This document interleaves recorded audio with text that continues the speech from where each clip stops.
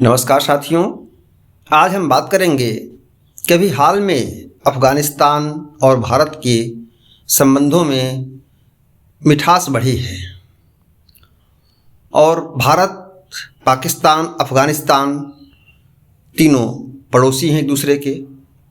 हमारे प्राचीन विचारकों ने भारत के कौटिल्य, विष्णुगुप्त या चाणक्य कहा जाए, उनका मंडल सिद्धांत है जो भारत की विदेश नीति पर है कि उस समय विदेश नीति कैसी होती थी। आइए हम भारत कौटिल्य के मंडल सिद्धांत पर बात करते हैं। ये 12 राज्यों का एक चित्र है। विजुगीस राजा है जो विजय की इच्छा रखने वाला है।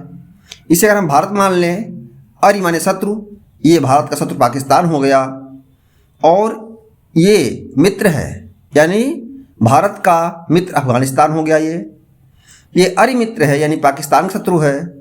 फिर भारत का शत्रु, इस मित्र का शत्रु है, ये अरि मित्र है। बात हमें यहीं तक देखा जाए।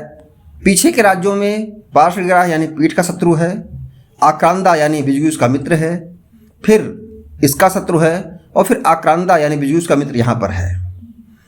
तो 10 राज्य ये हो गए और 2 राज्य मध्यम और उदासीन हैं। मंडल सिद्धांत के तहत देखा जाए तो मित्रता शत्रुता कैसे निभ रही है। आप देखें, भारत का पड़ोसी पाकिस्तान, अफ़गानिस्तान, भारत का पड़ोसी चीन, मंगोलिया, रूस। भारत का शत्रुता चीन से भी है, पाकिस्तान से भी है। चीन पाकिस्तान एक साथ हो जाते हैं भारत के खिलाफ कभी कभी अक्सर, लेकिन भारत का सहायता रूस करता रहता है। भारत अफ़गानिस्तान से भी एक मित्रता की बातें करता रहता है, और जिस तरह दिखाई पड़ रहा आजकल, वो तो इस मंडल सिद्धांत के अनुसार ही चल रहा है।